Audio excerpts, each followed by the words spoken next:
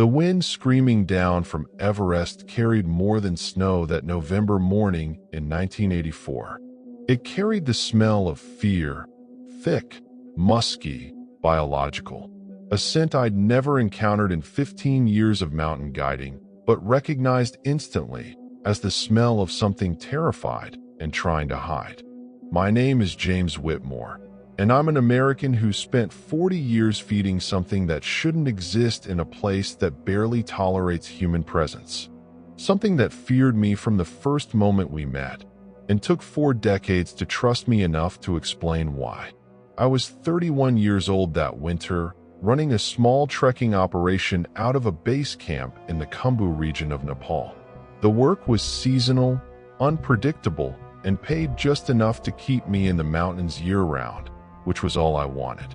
I'd left Boston 8 years earlier after my wife died, unable to exist in a world of offices and routines when the only place I could breathe was above 20,000 feet, where the air itself was too thin to sustain most life. The Sherpas who worked with me had been warning about something for weeks. Strange sounds at night, equipment disturbed, food stores raided in ways that didn't match any known animal. They used a word I'd heard before but never taken seriously: Yeti, the Abominable Snowman, Sasquatch of the Himalayas. Tourist attraction and campfire story, nothing more. Except the fear in their voices was real. And when Pemba, my most experienced guide, refused to go above Camp 2 without extra men and weapons, I knew something had changed. I went up alone to investigate. Stupid, reckless, exactly the kind of decision that got climbers killed. But I needed to know what was spooking my crew, needed to confirm it was just a bear or snow leopard so we could continue operations. The tracks told me it wasn't a bear. 15 inches long, 5 distinct toes, bipedal gait with a stride length that indicated something over 7 feet tall, and moving fast through terrain that would have killed most humans. The prints led toward a glacier field 2 kilometers from camp, and I followed them because I was too curious and too stubborn to turn back. That's when I found a shrine. It was crude but unmistakable, a circle of stones arranged deliberately, and at the center, partially buried in snow, the body of a young Yeti. Not fully grown, maybe adolescent, with fur still soft and eyes still clear despite death. But its skull had been crushed, and around its neck was a wire snare, rusted but clearly man-made. Someone had killed it, trapped it, killed it, and left the body like garbage. The sound that erupted from the rocks above me was pure grief translated into rage. A roar that contained syllables, structure, meaning I couldn't parse but felt in my bones. And then he was there, massive and terrible against the white sky, staring down at me, standing over the body of what I suddenly understood was his child. What happens in the next moment will change everything. Subscribe now.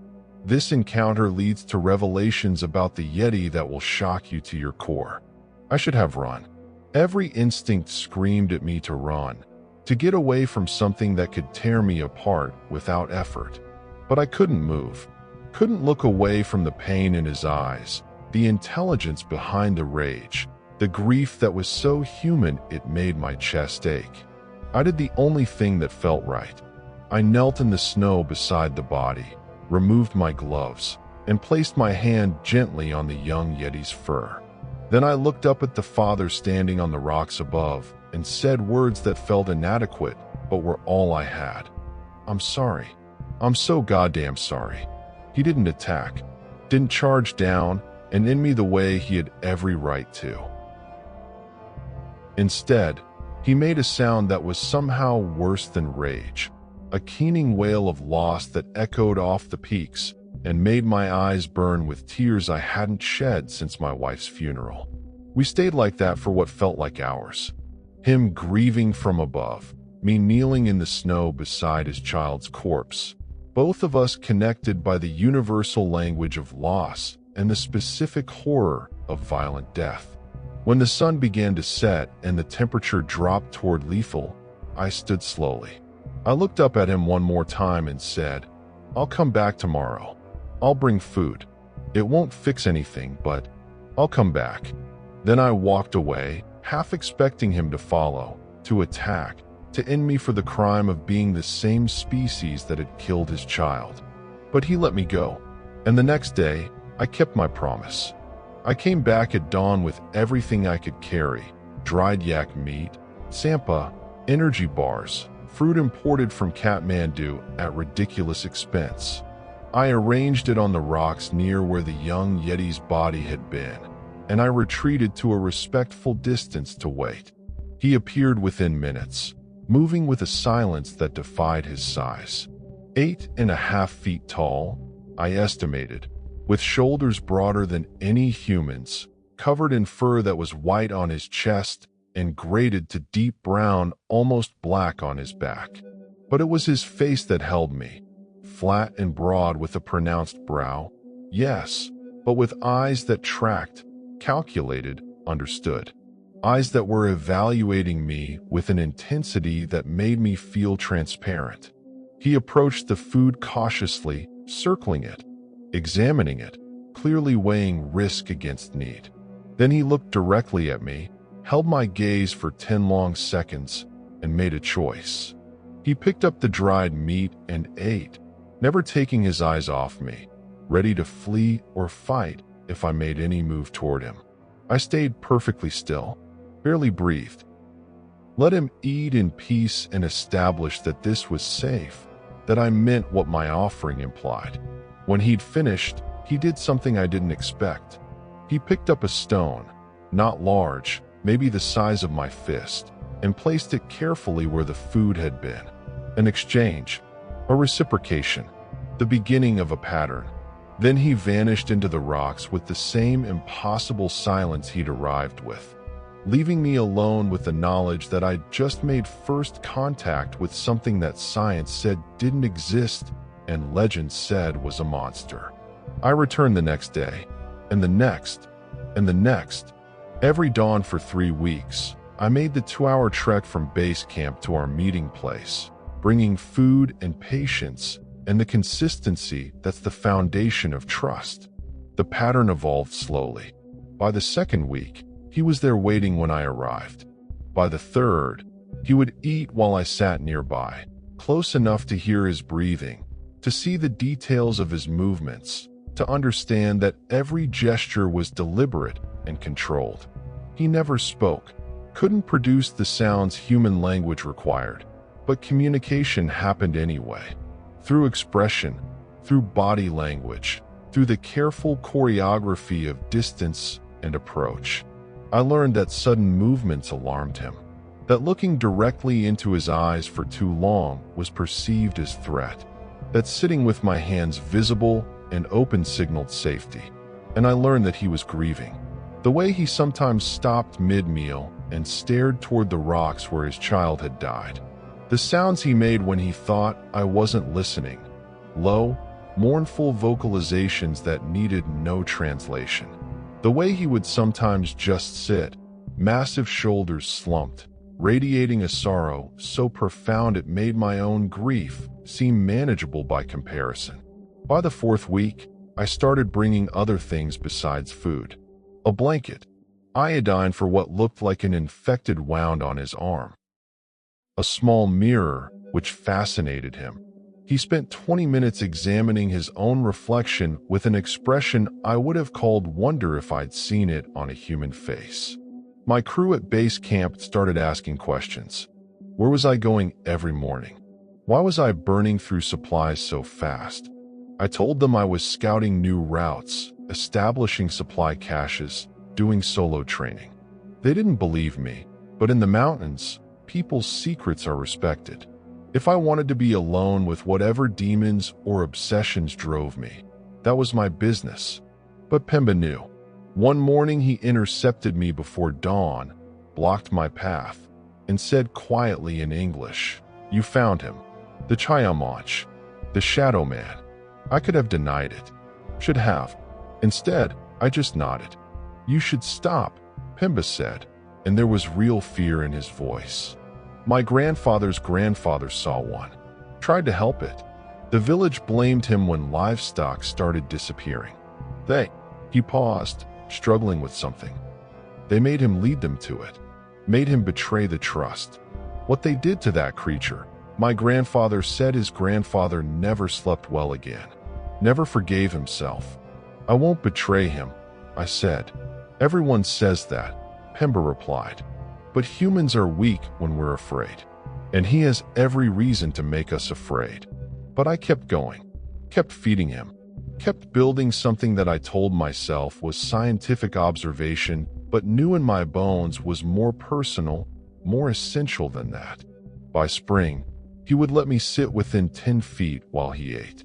By summer, 5 feet. And one morning in late July, 6 months after that first encounter, he did something that changed everything. He offered me food. It was a piece of honeycomb, still dripping, wrapped in leaves. He set it down carefully between us, made a gesture toward his mouth, then toward mine. The meaning was unmistakable. You feed me. Now I feed you. My hands shook as I picked it up. Not from fear. I'd stopped being afraid of him months ago, but from the weight of what this meant. He was establishing reciprocity, equality, trust. He was saying, in the only language we shared, that this relationship wasn't charity or human dominance, but partnership between equals. The honey was the best thing I'd ever tasted. Or maybe it was the context that made it special, the understanding that I was eating food provided by a being that shouldn't exist, that had chosen to trust me despite having every reason not to. After that, the offerings went both ways. I brought supplies from civilization, food, medicine, tools. He brought gifts from the mountain, honey, herbs, minerals, even once a piece of carved bone covered in symbols I couldn't read, but recognized as writing, as culture, as proof that his people had history and knowledge that predated human civilization in these mountains. The trust deepens, but the truth about why he fears humanity is still hidden. Subscribe and stay tuned.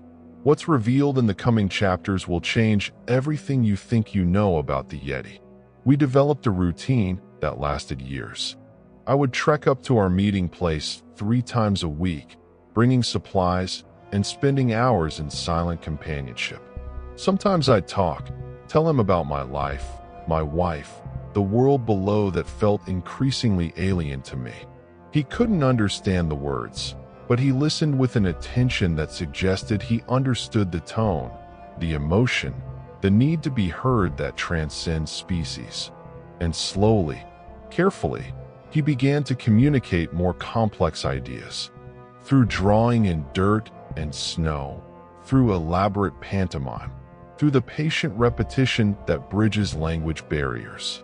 He showed me his territory, a vast area he maintained and protected. He showed me signs of other humans who'd come too close.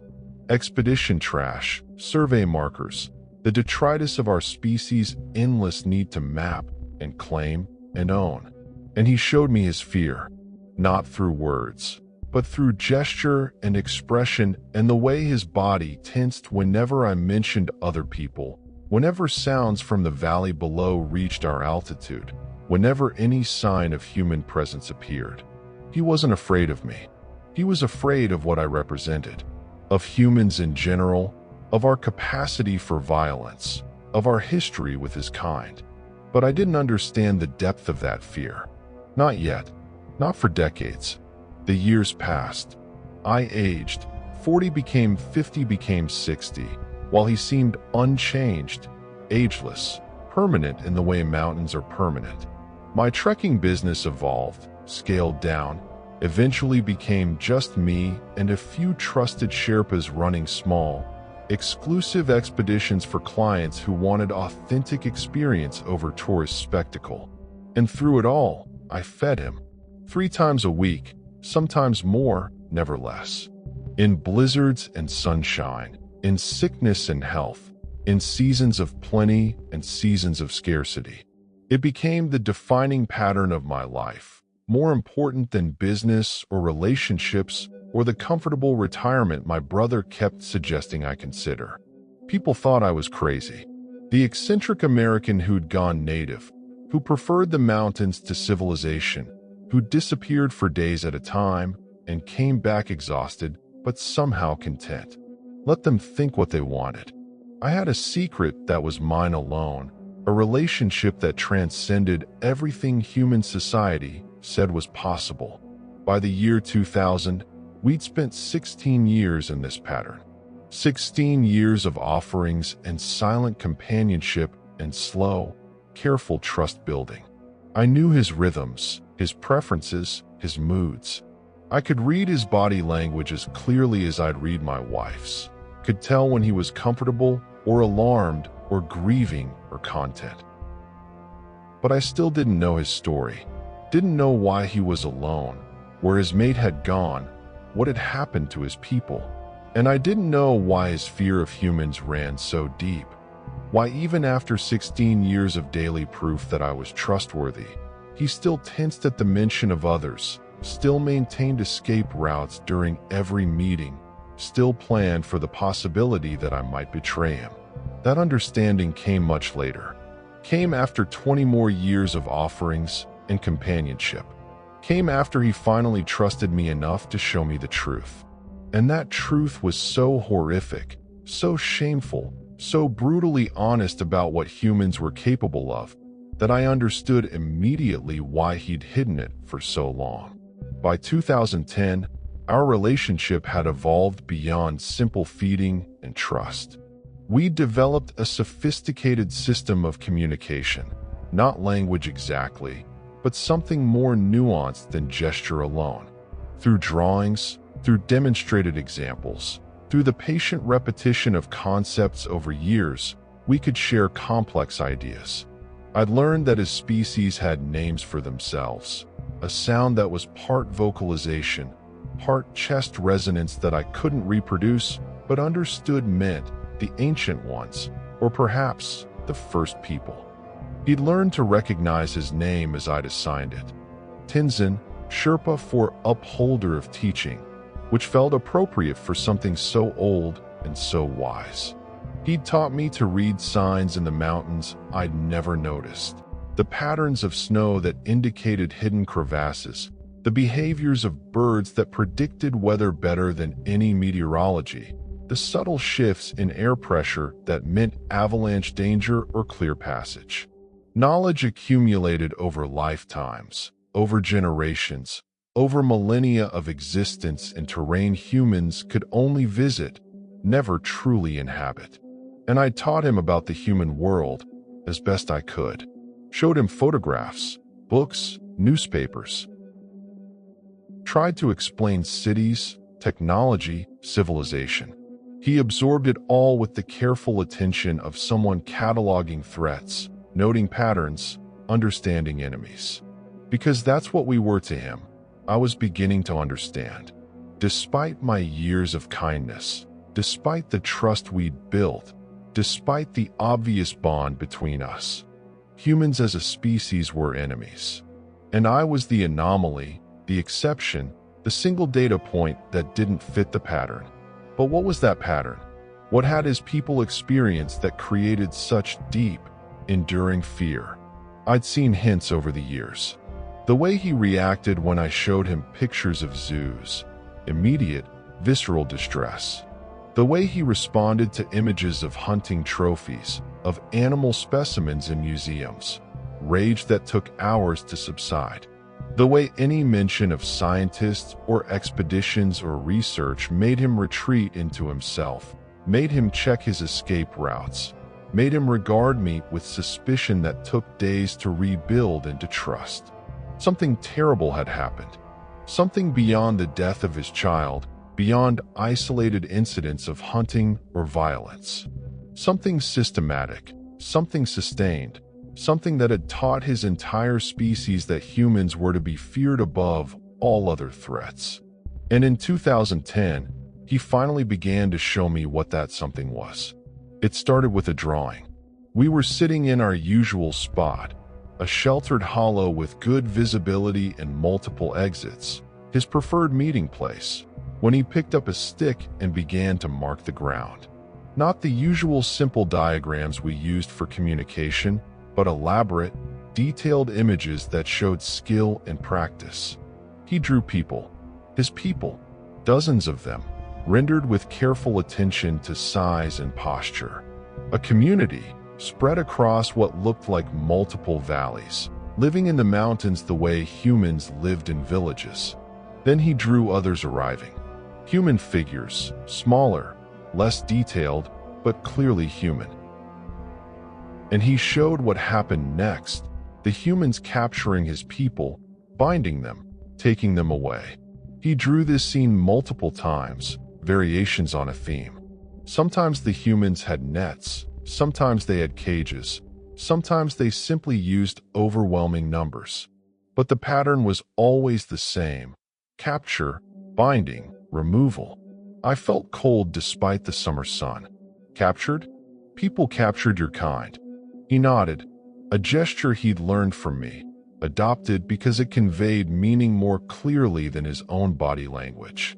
When I asked, though I knew he had no way to communicate specific dates, he held up his hands, spread his fingers, then closed them and spread them again. Many times, too many to count. This had happened repeatedly, across years or decades or longer. Where did they take them?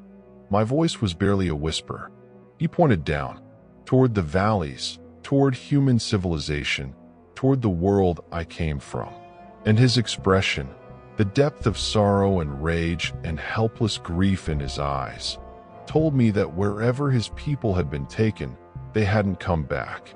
That night, back at base camp, I couldn't sleep. Kept thinking about what he'd shown me, about the implications. People capturing Yetis? For what purpose? Zoos? Research? Private collections? The ethics were nightmarish, but the logistics were worse. How do you transport an 8-foot, 500-pound creature from remote mountains to civilization without anyone noticing? Unless people did notice. Unless this was known, documented, covered up. Unless the reason Yetis were considered legends rather than acknowledged species was precisely because acknowledging them would mean acknowledging what we'd done to them. I started researching. Not easy in 2010 from a mountain base camp with sporadic internet, but I had friends in academic circles, journalists who owed me favors, connections from my previous life. I sent emails, made satellite phone calls, asked careful questions about historical expeditions to the Himalayas, about specimen collection, about the gray areas where scientific research became something darker. What I found made me sick. The evidence was scattered, buried in archives and old journals, hidden in footnotes and expedition reports that had never been widely published. But it was there. Documentation of what humans had done to his people, why they feared us, why Tenzin had every right to see me as the enemy despite my years of kindness. The first confirmed capture I found was in 1921. A British expedition, officially searching for the source of the Ganges, had encountered what they described as large, bipedal primates of unusual intelligence. Their specimens, they used that word, specimens, as if they weren't describing people, had been collected for further study and transported back to England. No record of what happened to those specimens. No public display, no scientific papers, no follow-up. Just capture and disappearance. 1937. A German expedition, better funded and more ruthless, had captured an entire family group. Their journals described in clinical detail the methods, drugging water sources, using nets and cages, overcoming the creature's surprising strength and coordination through technology and numbers. The entries ended with plans to transport the specimens to Berlin for comprehensive biological and psychological evaluation. Again, no public record of results. Just capture and silence. The truth gets darker from here. Make sure you're subscribed. What's revealed about humanity's treatment of the Yeti will shock and horrify you in equal measure. 1954, an American expedition, funded by private collectors and operating with military precision, had targeted what they called prime specimens for capture and study. Their equipment list included tranquilizers, reinforced transport cages, and something called behavioral modification apparatus that made my stomach turn. 1969, a Soviet program, revealed in documents declassified after the fall of the USSR, had specifically sought Yetis for potential military applications. They'd captured 6 over 3 years, studying their strength, their cold resistance, their apparent lack of susceptibility to altitude sickness. The pattern was clear. For nearly a century, organized expeditions had been systematically capturing Tenzin's people, not for public knowledge, not for scientific advancement, but for private collections, military research, curiosity of the wealthy and powerful. And every capture ended the same way. The specimens disappeared from record. No public announcements, no zoo displays, no acknowledgement that they'd ever existed. Just absence, silence, the systematic erasure of an entire species from human awareness. Because acknowledging them would mean acknowledging what we'd done to them, would mean admitting that we'd kidnapped, imprisoned, experimented on beings that were clearly intelligent, clearly sentient, clearly deserving of protection rather than exploitation. Better to keep them legend. Better to maintain the conspiracy of denial, where anyone who claimed to see a Yeti was dismissed as crazy or lying, where evidence was ridiculed, where the possibility of their existence was relegated to tabloids and fringe documentaries. Because the alternative was admitting to crimes that had no statute of limitations, no legal framework to address, no way to make right. I printed everything I found, compiled it into folders, and brought it up to our next meeting.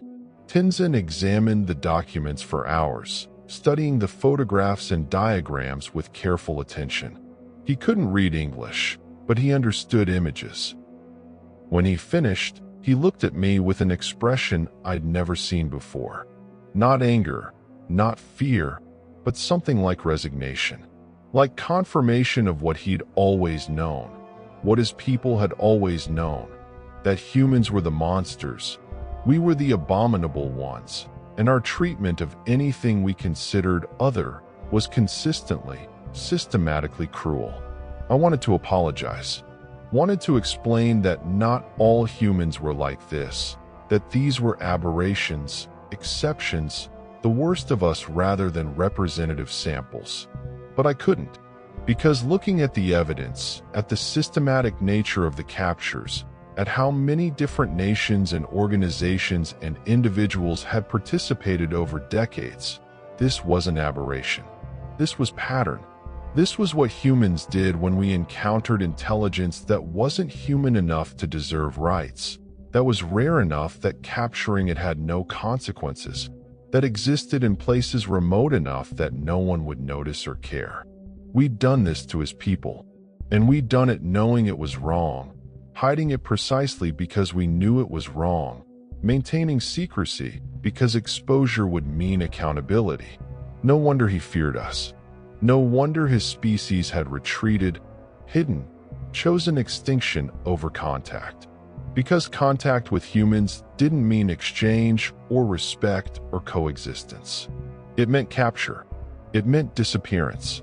It meant becoming specimens in facilities that never acknowledged their existence, dying in cages far from their mountains, erased from history as thoroughly as if they'd never been.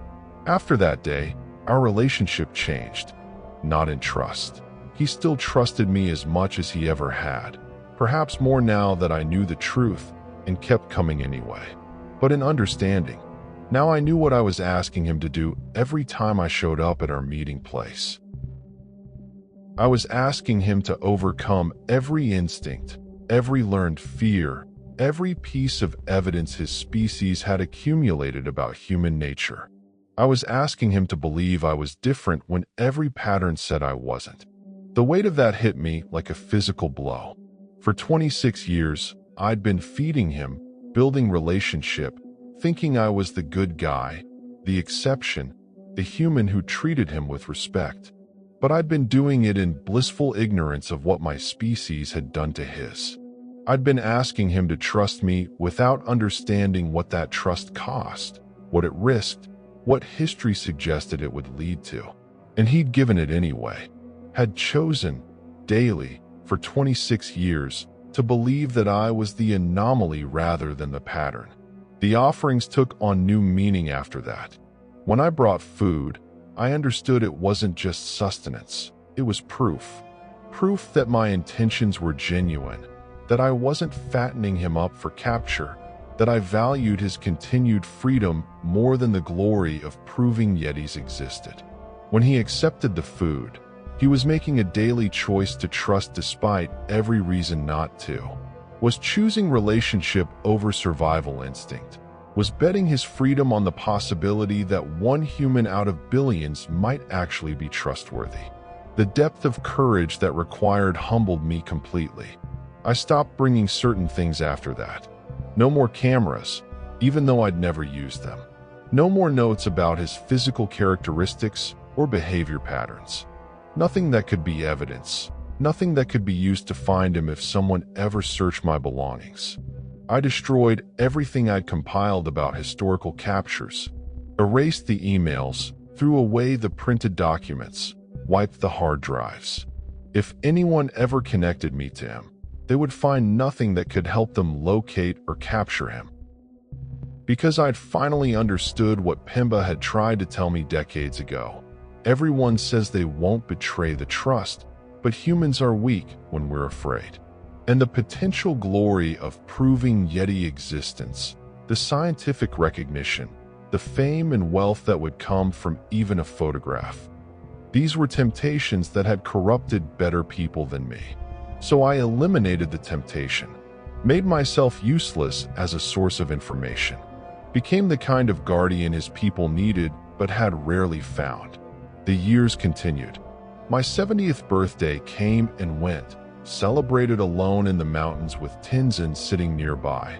Both of us older and more tired, but still committed to this strange partnership that had become the center of both our lives.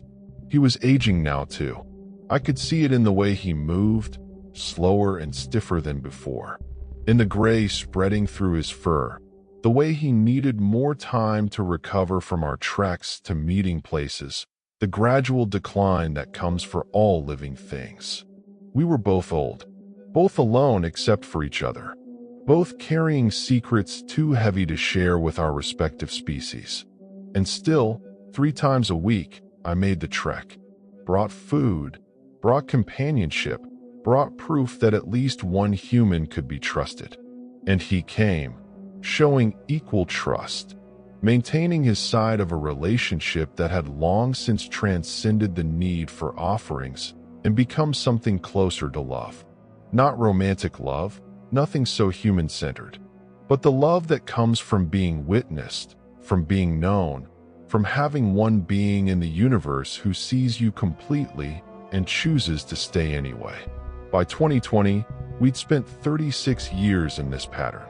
36 years of offerings and trust and the slow, careful building of something that shouldn't have been possible given the history between our species. But the truth about why he feared humans, the full truth, the devastating truth, I still didn't know. That revelation came in 2024. Came when he finally trusted me enough to show me the worst of it. Came when he took me to a place I'd never been, showed me things I'd never seen, revealed the depth of horror that justified his species' fear of mine.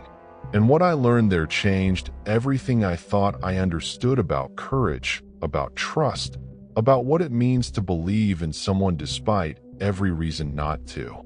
It was a warm morning in June 2024 when Tenzin did something he'd never done before.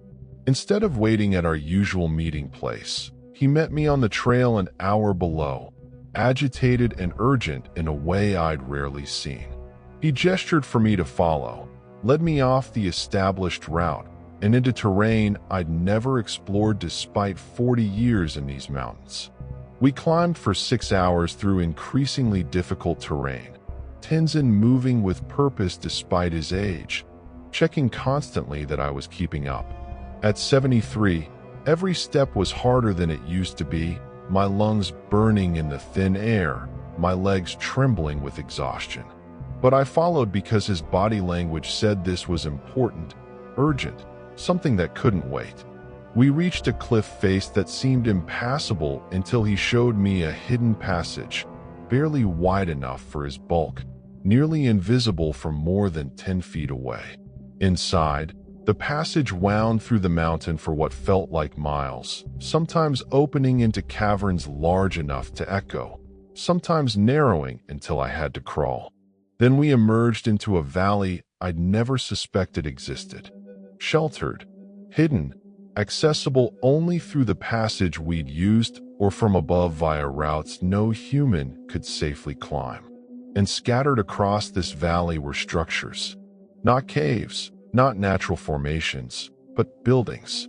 Crude by human standards, but unmistakably intentional. Stone walls fitted together, roofs made from wood and hide, layouts that suggested community, organization, civilization. This had been a settlement. A village for his people, hidden in the mountains, home to dozens or maybe hundreds. And it was a tomb. What he reveals next is the most shocking truth in this entire account. Stay subscribed. You need to see this through to the end. The reason for his fear is more horrifying than you can imagine. Bones everywhere, scattered through the ruins, bleached by decades of weather, picked clean by scavengers. Dozens of skeletons, some small like his child had been, some massive like Tenzin himself. An entire community, dead and left to rot in their own village. But it was what I saw next that made me understand the true depth of horror. Many of the skeletons bore marks that bones shouldn't bear. Saw cuts, drill holes, places where skulls had been opened, where long bones had been sectioned, where vertebrae had been removed. This wasn't death by disease or accident or even violence in the moment. This was death by experimentation, death by study, death by the methodical, clinical curiosity of people who saw specimens rather than persons. Tenzin led me through the ruins slowly, stopping at specific locations to show me things I never would have noticed on my own. A structure that had clearly been a laboratory, tables made from stone, tools left behind, even glass vials scattered in corners.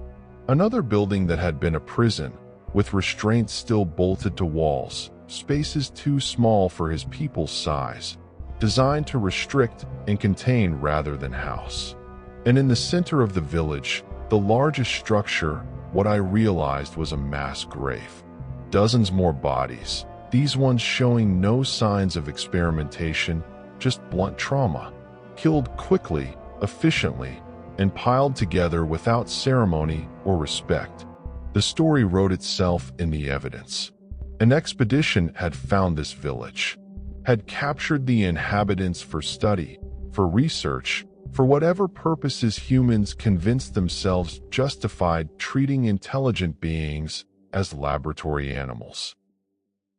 Some had been experimented on, some had been killed immediately, and when the expedition was done, when they'd taken whatever data or specimens they wanted, they'd simply left the dead to rot, left the evidence scattered across a hidden valley, left the sole survivor, Tenzin, to discover what had happened to his people. I stood in that valley and cried like I hadn't cried since my wife died. Cried for Tenzin's loss, for his people's suffering, for the systematic horror humans were capable of when we decided something wasn't human enough to deserve mercy. And Tenzin watched me with an expression that was almost gentle, as if my grief proved something, confirmed something, demonstrated that I understood the weight of what he'd lived with for decades.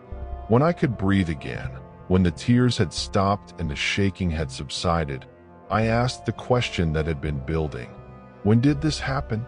He didn't answer directly, couldn't, without shared language for dates and timelines. Instead, he showed me something I'd missed in my initial horror, a plaque, military issue by the look of it, half buried in debris. I dug it out carefully, brushed away decades of dirt, and read the inscription. Chinese People's Liberation Army, Scientific Survey Expedition, 1979. 5 years before I'd met him. 5 years before I'd started feeding him, building trust, thinking I was doing something good. He'd lived with this for 45 years. Had spent nearly half a century alone, the last survivor of a massacre disguised as research, carrying the knowledge that humans, my species, had done this to his people. And despite knowing this, despite having every reason to kill me on sight or flee and never return, he'd accepted my offerings, had built a relationship with me, had chosen, daily, to believe that I was different from the monsters who destroyed everything he loved. The courage that required was beyond my comprehension. The hope it represented, that despite everything, despite the evidence of human cruelty, one of us might be trustworthy, was almost unbearable in its fragility. We stayed in that valley for 3 days. Tenzin showed me everything, the full scope of what had been done, the evidence of systematic torture disguised as research, the casual cruelty of people who saw his kind as things rather than persons. I documented nothing, took no photographs, wrote no notes, collected no evidence. Because the world didn't need to know, didn't deserve to know, would only use the information to find more of his kind, if any others existed, and repeat the cycle. Instead, I helped him bury the bones. We gathered every skeleton, treated each one with the ceremony and respect that had been denied them in death, and laid them to rest in a cairn we built together at the valley's highest point. It took all 3 days. Working from dawn until darkness made it impossible to continue, my old body protesting every movement, but my spirit refusing to stop until every single bone had been properly interred. On the final evening, as we placed the last stones on the cairn, Tenzin did something that broke my heart and healed it simultaneously. He placed his massive hand on my shoulder, the first time he'd deliberately touched me in 40 years of relationship, and made a sound that was somehow both grief and gratitude, loss and appreciation, sorrow and hope. He was thanking me for witnessing, for caring, for being the one human who'd seen what my species was capable of and chosen to honor his people rather than exploit them. We left the valley the next morning. Tenzin sealed the entrance behind us, collapsing the passage with precisely placed stones, ensuring no one else would ever find that place. Then we returned to our usual meeting spot, to the routine we'd maintained for 4 decades, to the pattern that had become the foundation of both our lives. But everything had changed. I now understood what my simple offerings meant to him. Every time I brought food, I was proving that humans could give without taking. Every time I came alone, I was demonstrating that I valued his freedom over the glory of proving his existence. Every time I left without betraying him, I was choosing his well-being over my own species' curiosity. And every time he accepted the food, every time he showed himself, every time he maintained this relationship despite knowing what humans had done to his people, he was performing an act of radical courage and hope that humbled me to my core. The months after seeing that valley changed me in ways I couldn't fully articulate. I moved through the human world like a ghost, unable to connect with the casual certainty my species had about our own goodness, our own righteousness, our right to study and capture and own anything we found interesting. I saw humans differently now. Saw us through Tenzin's eyes, as a species capable of extraordinary cruelty disguised as curiosity, as beings who built elaborate justifications for treating other conscious entities as objects, as a collective that would always choose our own interests over respecting what we didn't understand. My business had long since faded to nothing. At 73, I barely had the energy for my 3 times weekly treks to feed Tenzin, let alone guide expeditions. My savings were running low, my body was failing, and I knew I was approaching the end of my ability to maintain our pattern. Tenzin knew it too. I could see it in the way he watched me struggle up the trail, in the way he'd started meeting me at lower elevations to shorten my journey, in the sadness that had crept into his expressions. We were both old, both dying slowly, both facing the reality that this relationship that had defined 4 decades was approaching its end. In October 2024, I brought him something different. Not food, though I brought that too, but a letter sealed in waterproof plastic, written in English he couldn't read, but I knew he would understand the significance of. The letter explained everything. Our 40 years of meetings, the trust we'd built, what I'd learned about his people's history, what I'd witnessed in that hidden valley. But most importantly, it contained instructions. If I died and anyone found this letter, they were to leave Tenzin alone, to respect his solitude, honor his choice to remain hidden, treat his existence as sacred secret rather than scientific curiosity.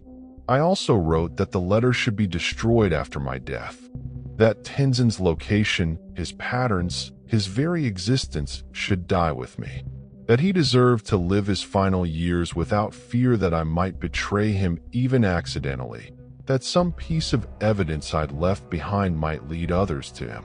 I showed him the letter, explained through our shared gestures and expressions what it contained, what it meant. And his response, a long, low vocalization that carried such profound emotion I felt it in my chest, told me he understood, that this was my final offering, the promise that his secret would die with me, that our 40 years of trust would never be betrayed, that I would take the knowledge of his existence to my grave. We're approaching the final revelation. Stay with us. What happens in these last moments will redefine everything you've learned about trust, fear, and what it means to truly respect another being. That winter was harsh, the harshest I could remember in 40 years of Himalayan weather. The treks became nearly impossible, my body rebelling against every step, my lungs struggling with air that had always been thin but now felt insufficient to sustain life. I started missing meetings, not because I didn't want to go, but because physically I couldn't make the journey. Once a week instead of 3 times, then once every 2 weeks. Then, in early December, a full month passed before I was strong enough to attempt the climb. When I finally made it to our meeting place, Tenzin was there waiting, and I could see in his face that he'd understood my absence, had known it was coming, had been preparing for it the same way I had. I'd brought food, but this time I also brought something else. Every photograph I had of the Himalayas, 40 years of images documenting my life in these mountains, proof that I'd been here, done this, lived this strange and beautiful and secret existence.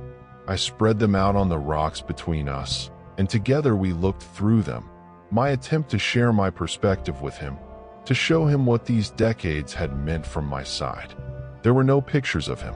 I'd kept that promise from the beginning.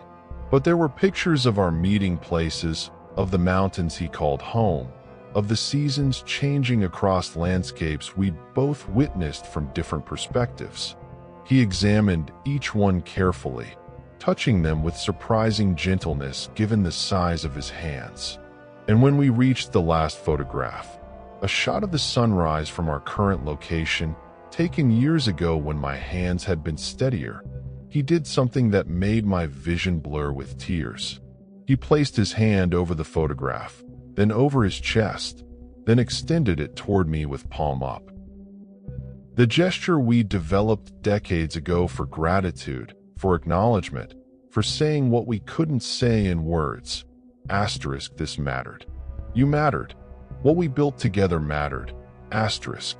I stayed longer that day than I'd planned, past sunset and into darkness, sitting in companionable silence with a being that had taught me more about trust and courage and forgiveness than any human ever had. And when I finally had to leave, when the cold became dangerous even for me in my heavy gear, I stood slowly and looked at him one last time. "Thank you," I said, my voice rough with emotion and thin air. "Thank you for trusting me. Thank you for teaching me. Thank you for being the best friend I've ever had, even though we never spoke the same language." He stood too, towering over me, and placed both his hands on my shoulders. Not threatening, not aggressive, but gentle. Final. A blessing or a goodbye, or maybe both. Then he turned and disappeared into the darkness, and I began the long, painful trek back down to base camp, knowing with certainty that I would never make this journey again. I'm writing this from a hospital in Kathmandu. The doctors tell me I have weeks, maybe days. Pneumonia, they say, complicated by decades of altitude damage, by a body that spent too many years in places humans weren't meant to survive. But I'm at peace, because I kept my promise. 40 years of feeding Tenzin, 40 years of building trust, and I never once betrayed him. Never told anyone, never documented anything that could lead others to him. Never prioritized my own species' curiosity over his right to live free and hidden and safe. The letter I gave him that last day, I've written another copy, and I'm releasing it now as my final act. Not to reveal his location, which I'll take to my grave. Not to prove his existence, which would only endanger him. But to tell this story, to share what I learned, to explain why he feared us and why his fear was completely, horrifyingly justified. The Yeti exists. They're real, they're intelligent, they're people in every way that matters. And we've systematically destroyed them, captured them, experimented on them, killed them, erased evidence of their existence so we wouldn't have to face what we'd done. Tenzin is likely the last. The sole survivor of a species that was ancient when humans first climbed into their mountains, that lived in harmony with terrain we can only visit briefly, that watched us arrive and multiply and spread and ultimately destroy everything they had built. And despite knowing all of this, despite having every reason to hate humans, despite witnessing what we'd done to his people, he accepted my offerings, built a relationship with me, chose trust over fear, hope over despair, connection over the safety of complete isolation. The courage that required is beyond my ability to express. Every meeting was a risk. Every time he showed himself, he was betting his life on my integrity, on my difference from the pattern, on the possibility that one human out of billions might be trustworthy. And I spent 40 years trying to be worthy of that trust, trying to prove that not all humans were monsters, that some of us could value existence over ownership, that relationship could be based on respect rather than exploitation. Did I succeed? I don't know, but I know that I never betrayed him, never took what I was given, access, relationship, trust, and turned it into something else. Never chose my species over our friendship, never prioritized human interests over his well-being, never forgot what was at stake every time he appeared at our meeting place. He feared us because we gave him every reason to fear us. We killed his child, massacred his people, turned his entire existence into a living nightmare where showing himself meant capture and experimentation and death. We systematically destroyed his species and then pretended we'd done nothing wrong, that the legends were just legends, that the absence of evidence was evidence of absence. But the absence of evidence was actually evidence of guilt. We hid what we'd done, covered it up, made sure no one would know, no one would find out, no one would hold us accountable for genocide disguised as research. Tenzin taught me that humans aren't the good guys in every story, that sometimes we're the monsters, the abominable ones, the beings that should be feared, that our intelligence and our technology and our capacity for organization makes us more dangerous, not less, because we can systematize cruelty, industrialize exploitation, turn horror into procedure, and call it progress. But he also taught me that forgiveness is possible even when it shouldn't be. That trust can be built even when history says it can't be. That one relationship, one genuine connection, one human who chooses differently can matter even if it doesn't change the larger pattern. I fed the Yeti for 40 years, and in return, he taught me what it means to be truly courageous, truly hopeful, truly capable of seeing past trauma to possibility.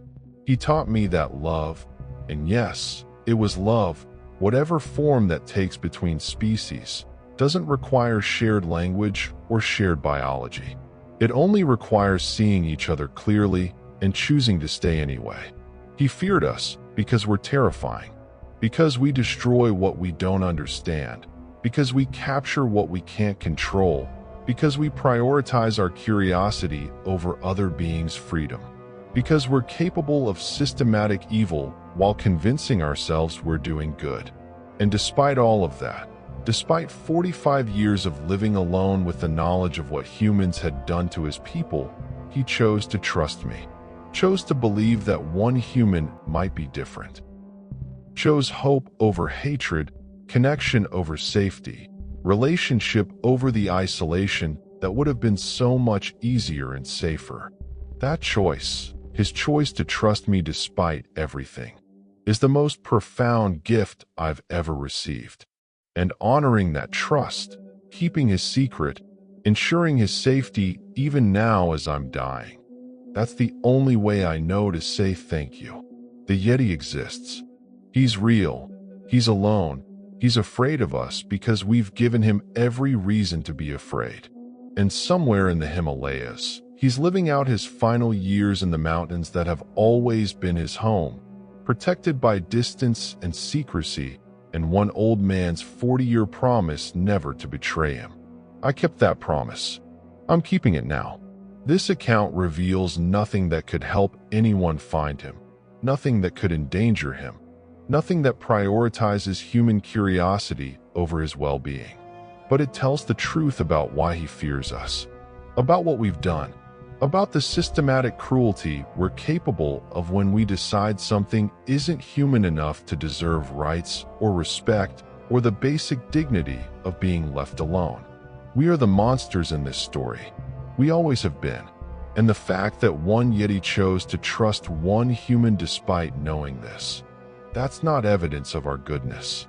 That's evidence of his extraordinary capacity for hope despite overwhelming evidence that hope is foolish. I'm 73 years old. I have days left, maybe hours. And I'm spending those final moments writing this testimony, this confession, this warning. The Yeti is real. He fears us, and his fear is completely justified. If you read this and feel curiosity about finding him, proving his existence, studying him, you've missed the entire point. You've become exactly what he fears, exactly what justifies his terror, exactly the reason his species is extinct except for him. If you read this and feel grief, feel shame, feel the weight of what our species has done, good. Sit with that. Let it change you. Let it make you question what we're capable of, what we've done, what we continue to do to anything that's different enough to seem lesser, rare enough to exploit without consequences, isolated enough that no one will know or care. And if you read this and understand why I spent 40 years feeding him, protecting him, choosing his trust over my species' interests, then maybe there's hope. Maybe more humans can make that choice. Maybe we can become something other than the monsters we've been. But Tenzin isn't here to see that change. He's living out his final years alone, the last of his kind, carrying the memory of what we did to his people, maintained in survival only by the fragile hope that one human proved different from the pattern. I was that human. For 40 years, 3 times a week, I proved that not all of us are monsters. And when I die, which will be soon, he'll be alone again with nothing but the memory of our relationship and the certainty that his fear of humans was always, always justified. This is my testimony. This is my confession. This is the truth about why the Yeti fears us, and why that fear will outlive us both. We are not the heroes. We never were. And the sooner we accept that, the sooner we might become something worth trusting. This story isn't entertainment. It's a mirror showing us what we refuse to see about ourselves. If this testimony moved you, changed you, made you question what our species is capable of, then share it widely. Subscribe to remember. Hit that notification bell so you never forget. And most importantly, if you ever encounter something rare, something different, something that doesn't fit into our comfortable categories of known and understood, choose to protect it rather than expose it. Choose its well-being over your curiosity. Choose to be the human that proves the pattern can be broken. Because right now, we're the monsters, and only we can decide to be something different. The choice is ours. The time is now. And the beings we share this world with are watching, waiting, hoping we'll finally choose differently. Don't let them down the way we've let down so many others. Be better. Choose better. Protect what deserves protection. That's what Tenzin taught me. That's what 40 years of feeding the Yeti revealed. And that's the legacy I'm leaving behind. The knowledge that trust is possible even when it shouldn't be, but only if we choose to be worthy of it. Make that choice, please, before it's too late for all of us. James Whitmore died on December 18, 2024, in a hospital in Kathmandu, Nepal. He was 73 years old. This account was found among his possessions, along with instructions to publish it after his death. No evidence of the Yeti's location was found in his belongings. No photographs, no maps, no documentation that could lead anyone to the being he'd fed for 40 years. He kept his promise until the end. And somewhere in the Himalayas, Tenzin continues to live, the last of his kind, alone again, waiting for offerings that will never come, carrying the memory of one human who proved different from all the others. May we all strive to be worthy of such trust. May we all choose to protect rather than exploit. May we all remember the